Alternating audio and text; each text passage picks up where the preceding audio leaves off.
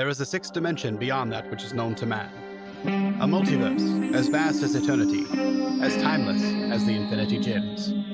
It is the middle ground between the big two and the indie publishers, between sci-fi and mysticism, and it lies between the pages of the reader's imagination. At the summit of entertainment, the dimension of comics, where a humble service is held. We call this service the Gospel of Comics.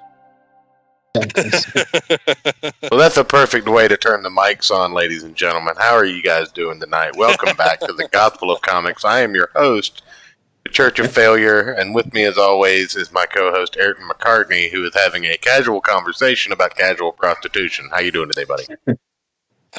I'm doing good. My allergies are driving me nuts today. Well, I always say this and we never do, but we'll get back to that later on in the show. Today, joining us in what I've humbly dubbed the Digital Studio is Carl from the creator of Merry Boys on Indiegogo. How you doing today? Hi. Thanks very much for having me on. Now, anyone watching this now or watching the playback or joining in later are probably noticing that this is a little bit of an early show. Probably going to hear my Rugrats running around in the background. I apologize if they, distract from the show, but I love them very much. And that is because Carl is in the UK, I believe. Yeah, so you're on a 5-hour time difference from us. So right now for you, it's almost midnight, correct? Yeah, that's it. I was in a show with somebody from it was a mountain time. There was 7 hours difference, and I was like, yeah, no joke. Yeah, no, it's but you guys, how many time zones do you have? I mean, we're stuck with one, but you guys have about 4? Am I right? Well, it stretches over 4 time zones, yeah. The U.S. does, yeah. But I mean, it's a little more spread out across the unilateral time zone grid or whatever.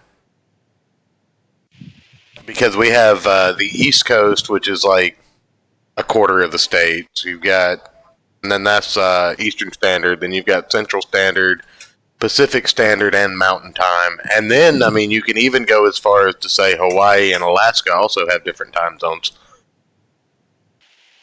And a couple of states don't recognize daylight savings. Mm-hmm. Right. Okay, it makes it even more interesting. Yeah, we've got daylight savings. Yeah. Right.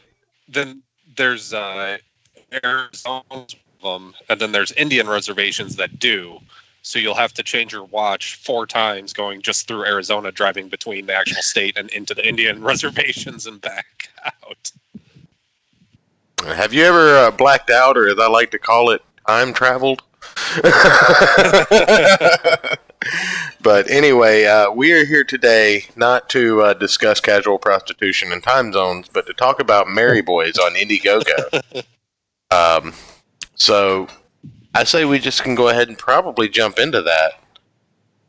So I've got the Indiegogo pulled up on screen. I guess I can probably go ahead and be a decent host and pull up a screen share for you guys. Seems like it'd be easy if we were all looking at the same thing. Yeah, I went and was actually productive and pulled it up in a browser. Oh, well, look at you. Well, now you can keep track with us at least. I know. So, now, go ahead. The first thing that jumps out to me is use the phrase "the fag end of 20th century." I get that every time.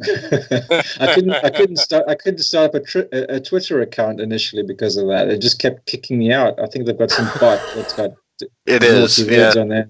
That's why my Twitter handle is Merry Boys 1, because Merry Boys 0 wouldn't go through because of that. It literally just means the cigarette end, the last dregs of the 20th century. Right, or the frayed ends or whatever, correct? That's the other translation, the frayed end. Yeah. It's a lot of fun getting people wound up about it. I knew it would be problematic, but I chucked it in because I was like, yeah. Well, we love problematic here on the Gospel of Comics. It's one of our favorite things. Yeah. You It notice- definitely made me chuckle. Sorry. Oh, it definitely made me chuckle when I read that. Correct. Well, you'll see that my imprint is proper comics. I specifically wanted something that translates to PC. I was just about to ask that question. Was that intentional? I appreciate you jumping on that for me. I definitely appreciate that innuendo. Now, what we're looking at on the first screen here is a double cover, correct? So that's 2 issues, I'm guessing, or is that just 2 covers? It's 2 issues. I could have. I just made an artistic decision just to have 2 separate comics. They're obviously both being funded by the same Indiegogo. Right. I just Okay. did 2 covers. Yeah, I just wanted to split it up like that. Okay. So, interesting character stylings you've got going on. Like it's very humanoid, but it's very I don't know, exaggerated. Yeah. I follow the. I like things that are just have a touch of sort of cartooniness to for more characterization. I'm a big fan of Will Eisner, Jack Davis, the gold, and golden age artists, and a lot of them had that sort of thing. So I don't do the hyper realistic thing. I tend to throw in a bit of cartoony in there just to keep it. This keeps me happy. Yeah. Hey, well, that's if it doesn't make you happy, then why do it, right? Yeah, it kind of reminds me of the Gorillas. Yeah. Jamie stuff. Yeah. Oh. I like that stuff. So let me start off by asking, what does the name Merry Boys mean? Well, the Mary's reference to them being Catholic, because what they actually are, they're modern day Knights Templars in a back end little town in England. But they consider themselves to be modern day Knights Templar, and basically they see there's an apparition of the Virgin Mary on their targets. They're vigilantes essentially, and the Virgin Mary appears on places that she basically hit, and that's where the name, because it's almost like a local name for them that I've just incorporated and just sort of like at the time. Well, no, it's little stuff like that really give these comics a personal touch. Like, I really appreciate it. Because it's not something that stands out to everyone, but I mean, once you've explained it,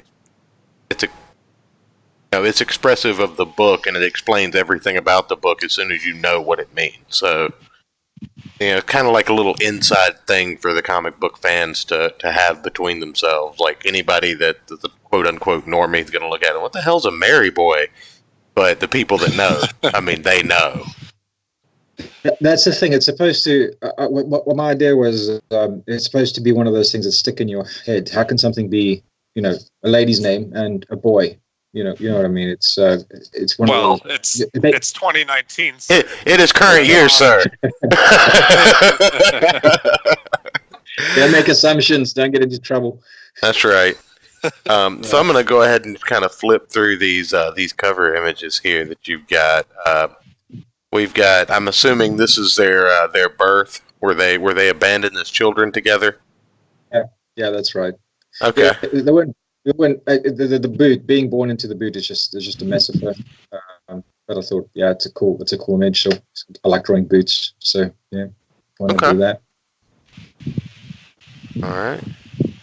If you scroll down on the page, you can see the full images. There's the ones on the top of the campaign seem to just cut things off. Okay, I didn't know if they were all in there. A lot of times you'll have exclusive images in there, so we'll look at the images as we get to them. But first, it's got the overview here. A comic about 4 teenage Knights Templar at the fag end of the 20th century. And do not kick me off, YouTube. It is a proper English term. I'm just rightly using. I'm just rightly using the language. If you don't like it, take it up with them. They fight to rid the backwater English town of crime and impending biblical apocalypse. Covers and interiors are traditionally illustrated with ink washes in a style influenced by artists like Jack Davis, Will Eisner, and Wally Wood. Sensibilities are retro, harking back to the era of irrelevant indie comics in the 80s and 90s, which we are particularly fond of on this channel. We'll do our Showly shill for Don Chen and the adolescent radioactive black belt hamsters. And, yeah. I read that. Yeah, that's a fantastic book. We've actually had Don Chen on this show before, and he is an absolute hoot to have on. Let me show my age there. He's a hoot, y'all. The aim is to fund at least the first 2 issues, which contain their complete origin story. So we've got an origin story stretching over 2 full, 22, 24-page issues. Yeah, that's right. Okay. All right. Well, that's interesting. Usually they try and they condense the storyline down, but I like the idea of a storyline that a to be continued almost. You write and draw comics, so we were talking about this off air. You're pulling pretty much the entirety of the responsibility for this project. You're writing, you're drawing, lettering. You've made the choice not to color, mainly to not make another job for yourself. Which, I mean, makes perfect sense, but I think the art style that you've chosen works really well with the ink wash and black and white look. So, good on you there. Yeah, you're basically doing everything. You're basically doing everything except stapling the books together, right? Yeah. Don't speak too soon. Don't speak too soon. He may end up having to do that. But you know what can happen. The Merry Boys are quadruplets born with a rare genetic condition that causes enlarged hands and feet. So basically, you've given an out to your artistic style in the storyline, and I actually like that. It's not just accepted that that's just how they are.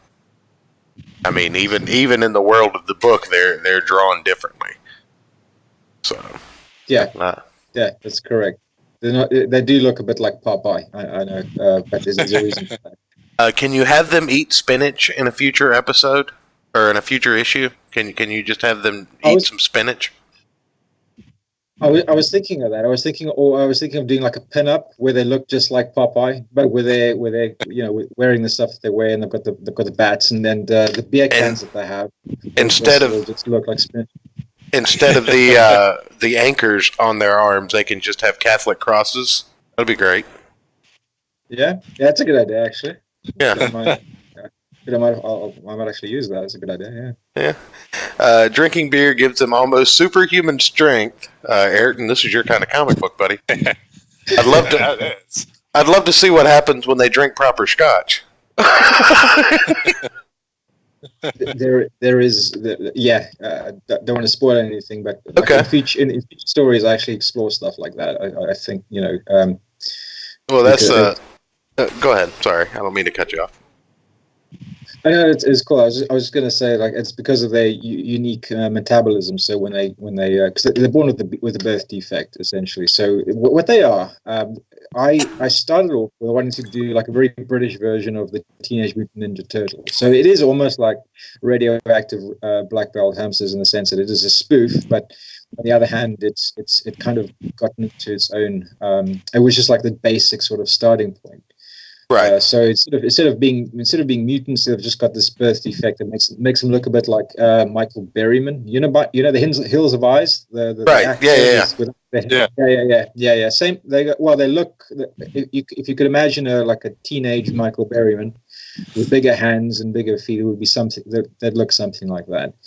And in this birth defect, the only good thing about it is that when they drink beer. They do actually. It just gives them this massive adrenaline rush, and they just get a lot stronger and faster, and So. And I like how they're using cricket bats as weapons. Yeah, patriotic touch.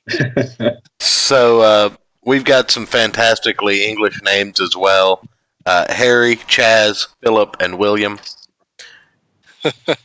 And Yeah, they've got their Templar uniforms with cricket bats and giant stomping boots. It's pretty fantastic. You can see that they've just laid waste to a room full of someone. Gentrify this on the walls there, so I'm assuming these are some bad apples. Yeah, it starts off. It starts off. The first page is a homage to Teenage Mutant Ninja Turtles. It's got the same structure. Mm-hmm. If you had to compare the two issues, and it's just them walking through a housing development, a housing estate, and they get accosted by these hoodlums, and they make short work of them. Okay. Is that Mike Tyson down in the corner in the bottom right? Yeah, it's kind of.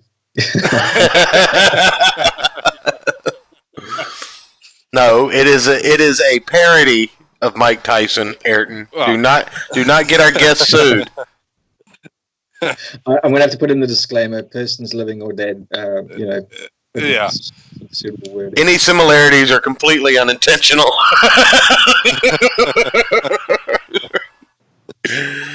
All right. It's like the touch of all the security cameras in the back alley. That's very London. Yeah, that's not blatant at all. You definitely are completely okay with the surveillance state you live in. Only half of those cameras work in London. Yeah. Only half of them work. Yeah, just it doesn't do anything. Do you guys like group together and like keep up with one another and like look out and let everybody know which cameras do and don't work? There is a site, I think, that actually. I've never had to use anything like that, but yeah, I mean, it's good to know. It would be good. It seems good. It's good to see humanity come together for a common good. But no, just looking at the artwork, I really do. I really do like the style, and I think the first place that I encountered the concept of ink washing, not in practice, because I'm sure I'd seen it before, but didn't like know what I was looking at. Just thought it might have been watercolor, which it essentially is. But the first place I ever actually saw it and knew what it was called, and in practice, was with Doug TenNapel of Earthworm Jim fame, and to see it again. It's really starting to grow on me as a particular style, because when you see it, it really makes the idea of having a black and white comic book, that much more appealing, because it's not just black and white lines on a page. There is depth to it just from the ink wash. It gives you a bit more range. The thing is, I see it as a bit of like the best of both worlds, because you can get those striking blacks and whites when you want to employ them. And then you can have like a range of things that you want to create more depth on. Right. Yeah. Okay. The boys are from a backwater English town called Basham, where they were raised by an old priest named Parrish. Many years ago, Parrish was the victim in an attempted robbery which left him with a bullet in his skull and flashback to a past life, and he was the member of the original Order of the Knights Templars hundreds of years ago. Using his newfound knowledge, he trained the boys in Templar fighting traditions, albeit using cricket bats. Basham is riddled with many social problems, and thanks to huge retail corporation driving out small businesses, cutting jobs, and leaving large sections of the country impoverished and at the mercy of gangs. Now, and this, if it touches on something. I was about to say it may be touching on something a little personal, and if it is, by all means, just swat me down. I don't mind if you don't want to answer. But this feels a little bit like a personal little personal ridicule coming out, and it's glorious. Yeah, I'm not anti-corporate or anything. I just thought it works as a story. Okay. It's actually something that happened in my hometown where I live. They actually had a riot. They wanted to open a new superstore in one of the less privileged areas, and they had a riot and they couldn't open the store. they were smashing windows and going absolutely crazy because they believed it would drive out smaller businesses, and that kind of stuck with me. And I thought, I gotta use that. It's like well, and it's a motivating factor. It's something that you see as a consumer, which I feel like a lot of us have become just internally as human beings. We're about consuming more than we're about actually creating or contributing.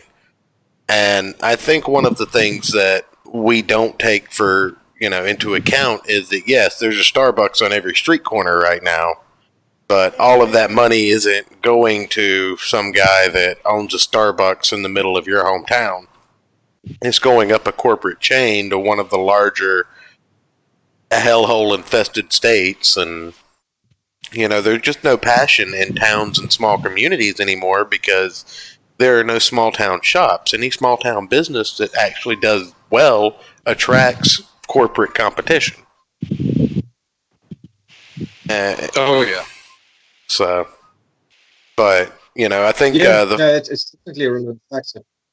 Yeah, I think the first place that I saw that actually used as a mainstream trapping in a storytelling device was actually in The Sopranos, if I'm not mistaken.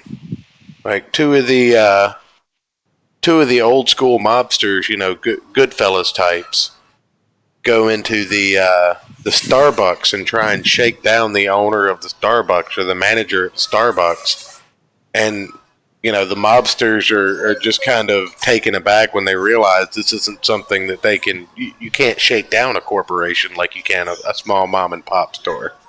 And while that's a terrible example of encouraging local business, it's the same kind of storytelling device used in a different way. Interesting. Sopranos is one of those shows I've actually wanted to catch up. So we don't watch TV really. We've got a projector, and every now and again we just we watch a movie, and we're very selective. But I would get box sets of things that I want to watch, and The Sopranos has been on the list for quite a while. So it's definitely pretty good. Sounds trenchant. Sounds like something that's relevant. I've watched a bit of it, and it's always been I like Buscemi, and he's just quite a character. And I remember this one thing where they were trying to kill a Russian out in the snow. They're going to execute him and bury him, and he got the better of them, and I thought that was hilarious. I go, yeah, stuff like that happens a lot on The Sopranos. It's kind of a foils show. It's not about all the glamorous lifestyle of the mob and all that good stuff like a lot of mobster mentality entertainment is. It really shows the grimy underside, not the grimy underside of it as much as, just like how much work actually goes into it, where everything goes wrong. Actually having to show up for your job at the sanitation warehouse and pretend like you know what you're doing for 10 minutes. Working mobster, yeah. Well, because these guys all have like union contracts and stuff, and we're getting off topic, but that's what we do here. These guys all have union contracts, so they show up when it's time for them to, make their appearances and whatever, and they obviously have no idea what they're doing. So when it comes time for them to have to actually explain, what their job description is, they usually don't know. They're just collecting a paycheck because they're in the mob. I see. Okay. All right. Okay. Literally just to be on the payroll. Right. And that's how a lot of guys, quote unquote, eat. That's how they earn. Is they're on a legal payroll somewhere in the show. Obviously, I don't know how this works. I'm not in the mob. But that's the concept of it, is they have to show up and pretend like they know what they're doing once in a while, even though they have no clue why they're there. They're just drawing a paycheck because that's where the guy in charge of them told them they could draw a paycheck from. So I guess that's the way they launder it. Well, that's the way they put it through the books, the extortion money. You can't just say, credit X amount of money paid for protection from whoever. Right. Okay. So just put on your taxes, I extorted this money and then send it to the IRS. If you audit me, I'll break your kneecaps.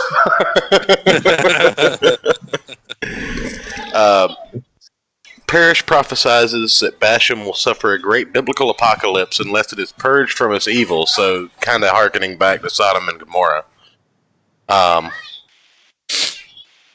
So the boys roam the streets at night with their cricket bats, heavy boots, lager cans to bring much-needed salvation by force.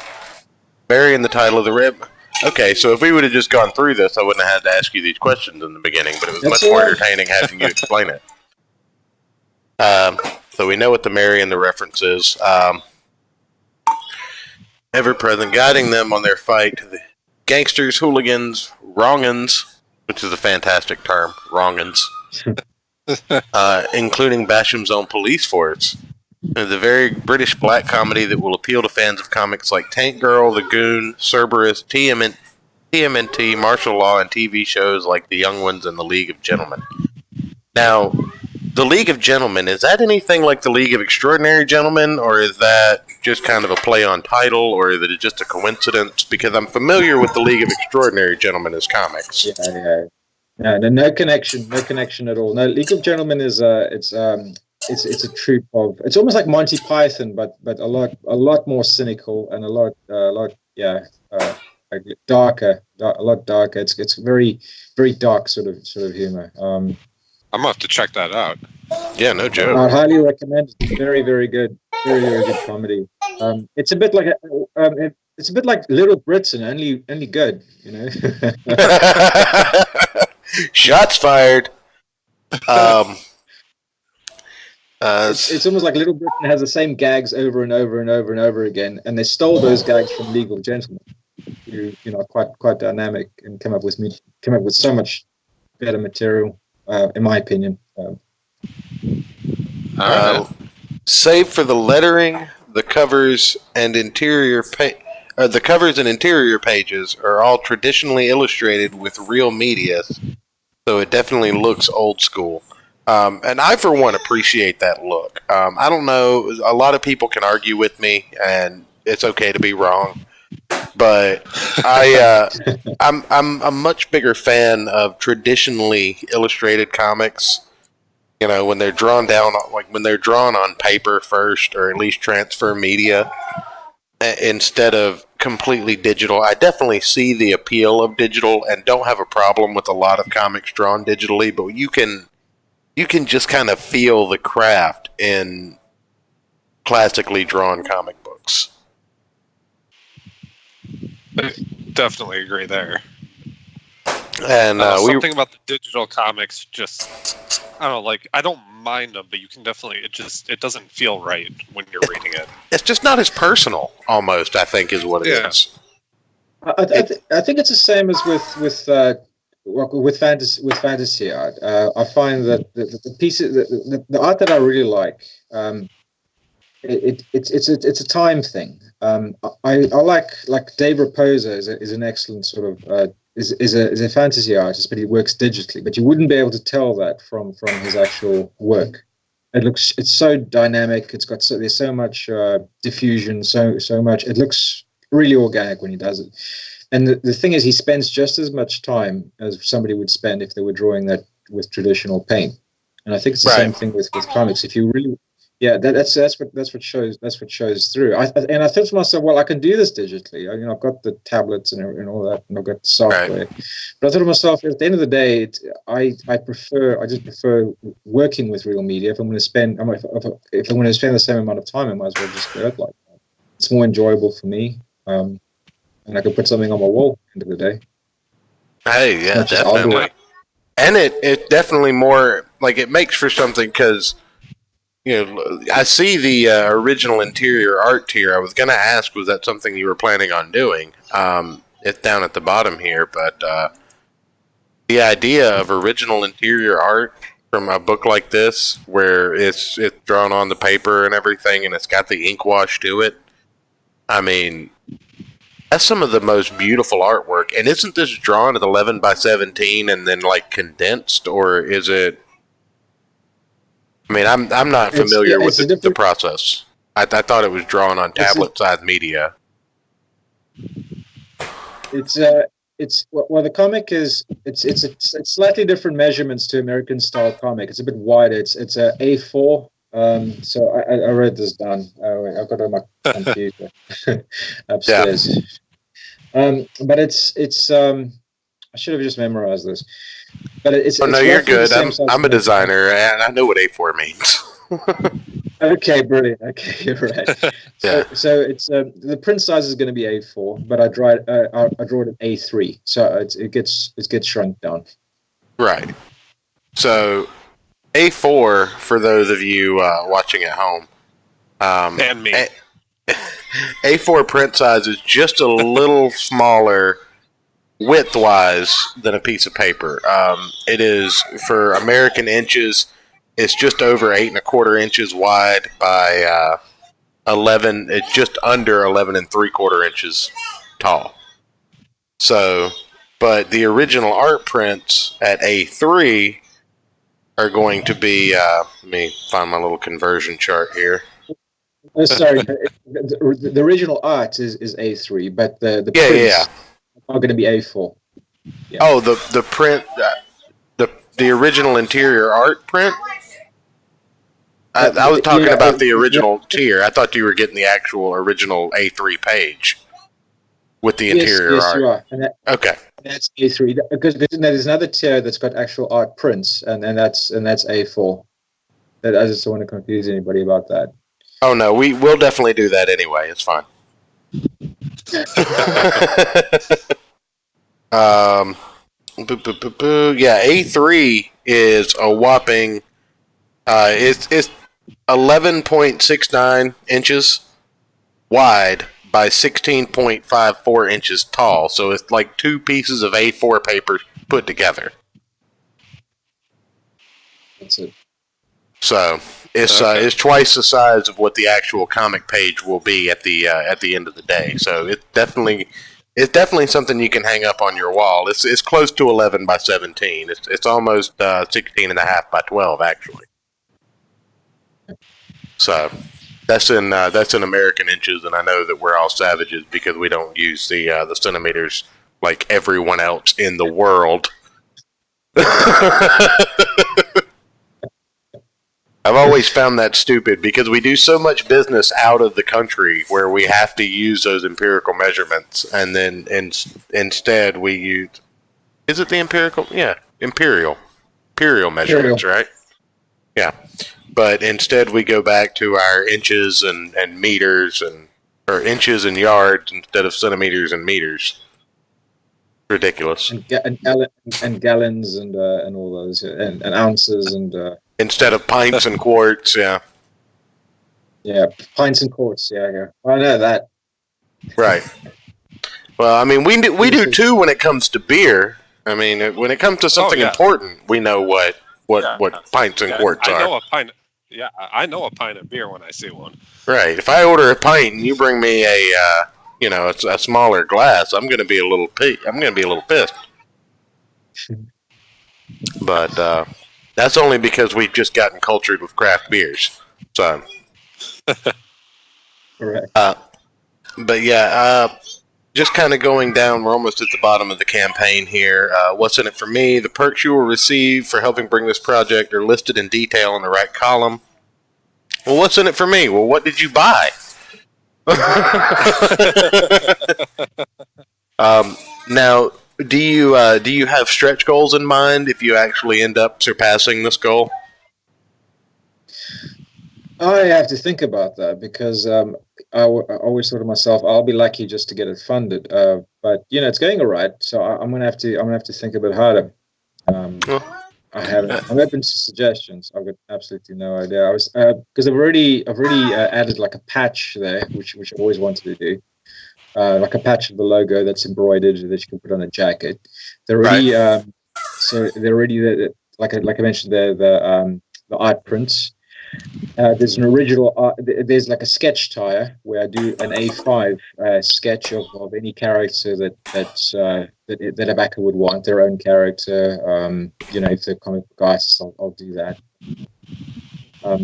So I'm thinking of what else to do. T-shirts, maybe. I really like T-shirts. It's just the shipping thing becomes a bit of an issue. Oh yeah, that'll kill you on shipping, especially shipping from the UK. If a lot of your backers are in the US, I don't know what shipping looks like already, but yeah, it's definitely a pain for American artists to get their books overseas. So I can imagine it's probably the same backwards. Yeah. Yeah. So I mean, I was thinking if there's going to be a T-shirt tie, then just get that T-shirt made in the US and just distribute it from there. I can have some T-shirts made here. Or like through a shop or something like that. Yeah. Yeah. So I'm just kind of scrolling through some of this artwork now, and it's pretty fantastic. You can definitely see the cartoony element on the non-main characters as well, but you can see where they've been overly exaggerated a little bit. And here's a 4-panel scene where apparently they're trying to help get someone down from a tree, helping a dealer overdose on his own supply. Petrol bombing a bakery, sells cakes in the shape of people's rude bits, and helped a lady cross the street. So it seems they're a little morally ambiguous. Seems they're really they're really strictly to the letter there about what's right and wrong. No in betweens about it, but it's still fascinating. They're a bit like Judge Dredd, I guess. I am the law. Yeah. Have you seen the new Dredd movie? I have seen part of it with Mama, right? Yeah. Yeah, I've seen the majority of it in several different sittings. I didn't get to see it in theaters, and that's usually about the only time I'll sit down and watch an entire movie in one sitting. But no, this is great. I really appreciate you bringing this to my attention, because I had seen it passing around on Twitter and had clicked on it, but I never made it all the way down to the full artistic pages here, because I can't tease myself too much with books I can't afford to buy at the time. But when you wanted to come on, and I took a look at the Indiegogo, and I was just like, this is fascinating. And like with everything, when I'm actually interested in something, I'm overwhelmed, because at that point I just want to know everything about it. Like the guy on the cover of issue number 2, that's Parrish, correct? That's right. Yep. Okay, so. And am I correct in assuming that is a very, very high Widow's Peak? Oh yeah. He's been around. Okay. So the character design on him alone is just utterly fantastic. And then you have the basically mutant-looking Mary Boys who are walking around just beating the crap out of people with cricket bats and giant boots, wearing knockoff Knights Templar uniforms and just chugging down pints of lager. This is just a wonderful concept. It's like the 90s all over again, or the 80s, or I just wanted to do something that was like that didn't care about modern politics, essentially. Well, I definitely think you've accomplished that, but that's the way to do. Yeah, well, I definitely think you've accomplished that, but even, throughout the entire idea of it being... Oh, hold on one second. Uh-oh. Yeah, my little one just decided that she was not happy with me not acknowledging her. I've got a 2-year-old. Oh, that's exactly how old mine is. Yeah, she's like, why are you not paying attention to me? Why are you talking to your computer? And I'm like, because, sweetie, I love you, and maybe one day I'll make money to buy you things with this computer.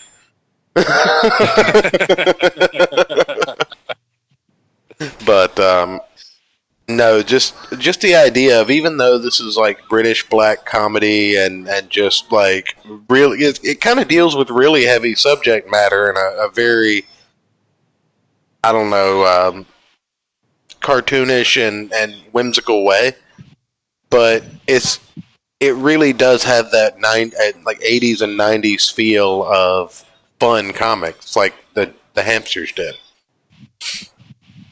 Yeah. Yeah. So, sorry. oh, absolutely. Go ahead. Yeah, just hit me.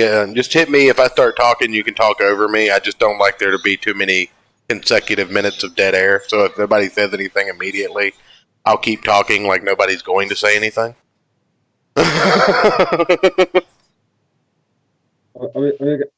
Well, basically, it's not just like a two-dimensional sort of thing. I mean, there is the fun, there is the violence, there is all that, but there's also, I like to throw in a bunch of themes. I like to address my own sort of politics. So it's not just a one-trick pony. That's all I really wanted to say. It's got its heavy moments. It's a bit bipolar, I think, this comic, because it ranges from manic and crazy energy to just sullen and But I think I get the balance. I think I get the balance. Hopefully, I get the balance right. Well, the ability to do that, it takes great talent to be able to pull that off, to have that kind of emotion come off in a two-dimensional piece of medium. To be able to evoke any kind of emotion whatsoever, whether it be laughter or sadness, but to be able to pull off both in the same 20-something pages, I mean, that's nothing to scoff at. So, even though I haven't seen this yet and can't say whether or not you've succeeded, from what I can tell, I don't think that's going to be a problem for you. Oh, we'll see. But yeah, I'm very satisfied. I'm quite satisfied with it. I mean, I'm just blowing my own horn here, but I'm really happy. It's like, as a piece of art, I'm quite satisfied. If I can just see it through, then I'll be extremely happy. I don't feel I've made any compromises for anybody, which to me is like probably one of the most important things, which is why I'm doing the whole crowdfunding thing. I just didn't want to deal with the publisher.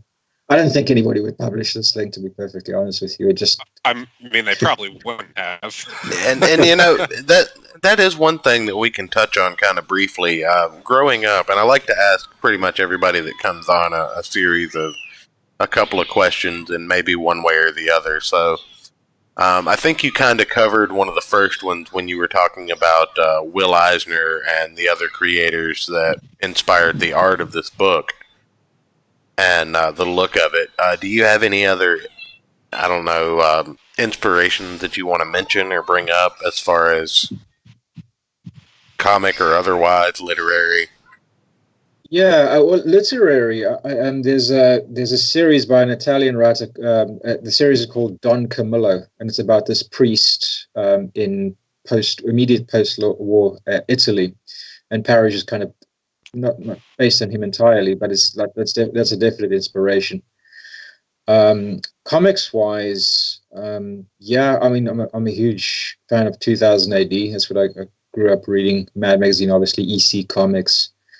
A lot of indie stuff, like I read a lot of stuff from Slave Labor Graphics, Fantagraphics. I really like that. I'm probably missing out something because I'm not thinking. Actually, I probably have to look at my shelf. Oh, it's not a it's not a call for shout outs of everything you like, but if there's anything specifically that you want to mention, by all means, get it out there. Cerebus is a big one. Dave Sim, yeah. He caught some heat over some political correctness at one point or time, didn't he? Yeah. What was it? Wasn't it? I think it was something about an underage girl or something like that.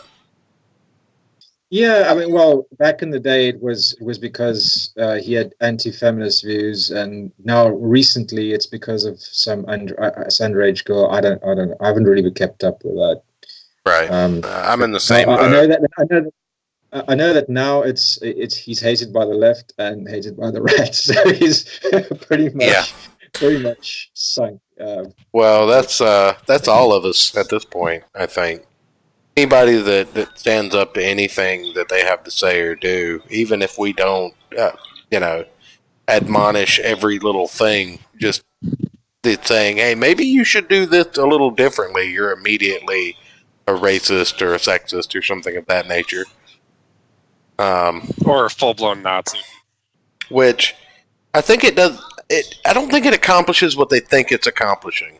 A lot of times you hear about these people that get canceled by the left and whatnot because of stuff like that, but I think it's finally getting to a point where they're accusing so many people of so many things that eventually it's going to come back around because, like with Dave Sim, I mean, 100 things a day happen in regards to stuff like this nowadays. So how can we be expected to be able to keep up with all of them? His stuff just kind of blew over in a few days because who can keep up anymore? Yeah, I don't get it. I don't know who these whistleblowers are. I don't know, not specifically with regard to Dave Sim, but everybody is a Nazi now. Everybody. So it kind of devalues the accusation. Wait, you didn't know that this was the white supremacist comics hour that you were coming on to? Yeah. Did swastikas in the background not give it away? I put that tattoo cover up over my hate speech tattoos. Oh, okay. We started, so. Okay, yeah, you got the makeup so that as we go along, you just take some of the makeup off and slowly but surely expose your iron crosses. Yeah. Okay. Just a little bit.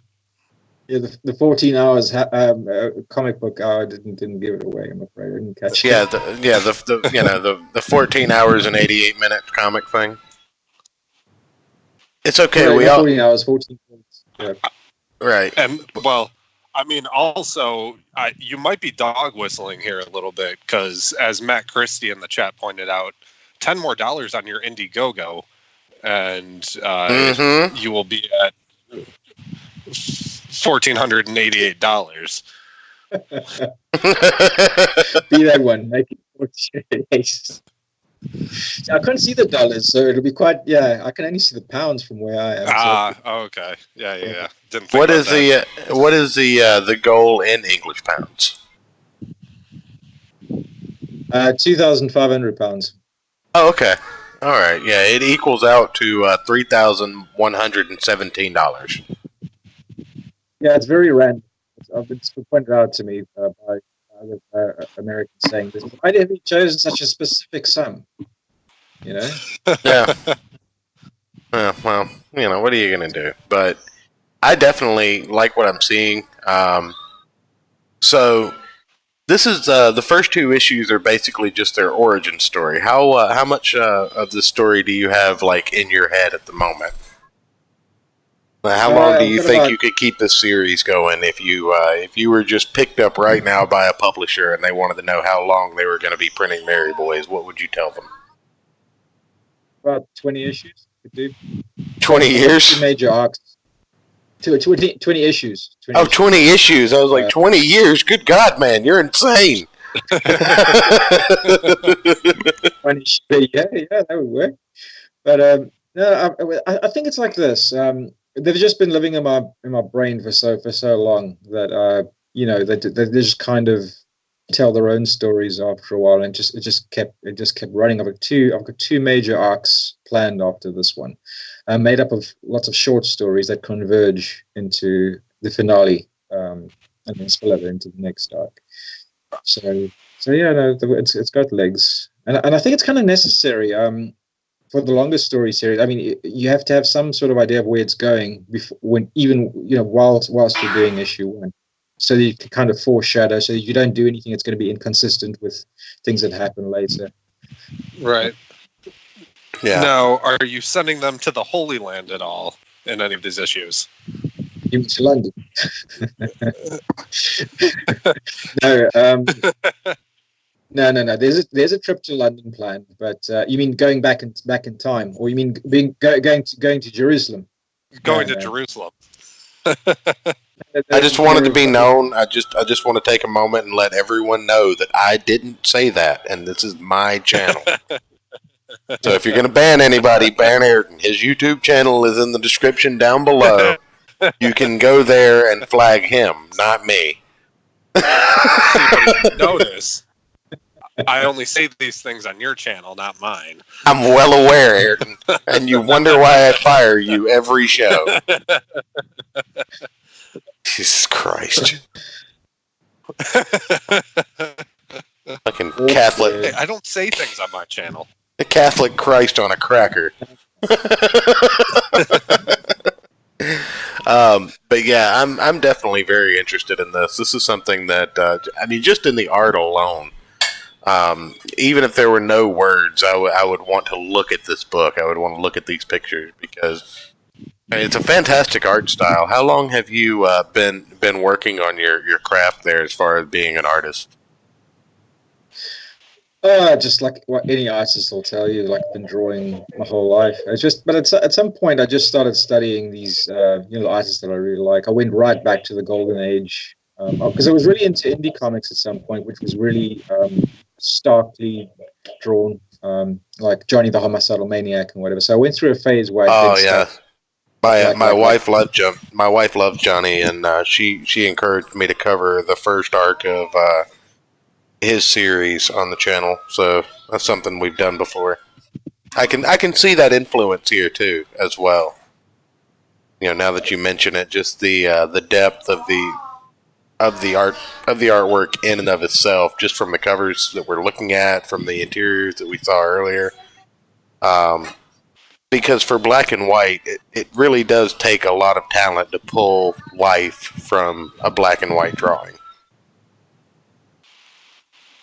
It's like what's good about those comics is it works with really basic shapes. So, so you get that, you tell a story with very little, and that kind of translates when you're starting doing more complicated stuff, because you keep the basic shapes, the basic mechanics are there, but you kind of embellish different parts to make them more complex. But the basic things are still the same. So yeah, I just started studying. I did a lot of value studies and things, and did a lot of I just rehashed my learning about art. I got my perspectives right. All that stuff. I just took some time off and I just did that. And so it's actually the first time I'm doing a comic in ink wash, and it's I think. Well, you're doing really well so far, so just keep it up. But I definitely appreciate you coming on. Is there? I don't want to keep you up all night. I know it's like almost 1 o'clock there now. So I haven't watched the time, but yeah, okay, it was a bit late. Yeah, I don't want to keep you up all night, but I definitely I'm glad that we did get an opportunity to hold you on, and they say lead with your mistakes, but I like to end off with them, so I'll let everybody know now that I overslept my alarm, and that's why we were late with this show. It's all my fault, so blame Ayrton, like usual. Yeah. Right. It's okay. Don't worry. But I definitely appreciate you being able to come on with us, and I'm definitely glad to have the opportunity to look at this and talk about this with you. I wish you the best of luck on this campaign. I encourage everybody listening, watching, all of it to go check out Merry Boys right now on Indiegogo, and just basically throw money at your computer until a comic comes back at you. Just reach in your wallet and throw the money at your computer, and from what I understand, the comic will just come out of the screen once you're done. So yeah, you're gonna at least get me to 1488. Right, absolutely right. We have to make the meme happen, right? Somebody go buy the digital. The digital is $10. Or digital premium is $10. Oh, okay. Well, it looks like we've got a pitch video that has decided that it's going to activate on me. So, real quick, before we officially let you go, you mentioned down at the bottom in the risks and challenges that you have one 170-page graphic novel. Is that the PDF that comes with the digital premium package? That's right. Yeah. Okay. Why don't you? Are you able to tell us about that at all? What that is? Sure. Yeah. In fact, I'll show you. I'll show you what it looks like in print. Give me a second. Yeah. Well, we're gonna get to see it, but you guys aren't. So once again, so basically, it's this book in digital format. Oh, okay. So yeah, so Now the resolution on my end is absolute terrible, but let's see. Oh wow, okay. And what's the name of it? I didn't catch it from the image. Sparko. Sparko. Okay.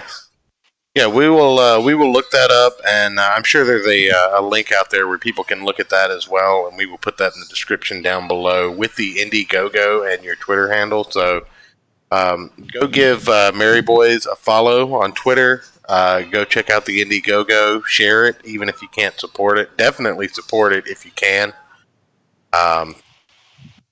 But I definitely appreciate you coming on and sharing with us, and we were very happy to have you. It's been a great time here. And anytime you want to come on, just let me know, and I won't even take a nap that day because apparently I'm bad at doing that. You have 3 kids. Okay. Yeah, you have 3 kids, and you just are like, oh, sleep. This is fantastic. I'm never going to stop doing this again. I know. I got one, and I don't know how you did with 3 kids. You're because he's insane. I drink a lot of scotch. Does that mean anything? You need superpowers. You really do. I obviously get them from the scotch. Maybe I'm one of your characters. Yeah. I'm getting suspicious now. Maybe I'm life imitating art here. I will have to say, that's my new drink superpower, is to get superpowers from drinking beer. So yes. Thank you for that. But anyway, Carl, thank you very much for coming on with us. If you'll hang around for just a moment, we'll say our goodbyes off air. And for everyone watching right now, thanks for checking us out. Hold on 1 second. Thanks for coming out. Thanks for everybody giving the view. Check out Mary Boys on Indiegogo, and we will see you guys in just a few hours.